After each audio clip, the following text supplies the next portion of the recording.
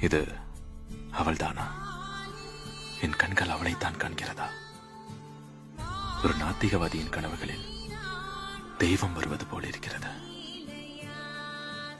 பாரதி சொன்னது சரிதான். அவர் தேடிக்கொண்டிருக்கும் கண்ணம்மா இவள்தான்.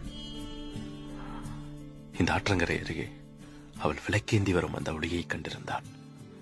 கம்பன் கவி அல்ல, ஒரு புதிய காதலையே எழுதியிருப்பான்.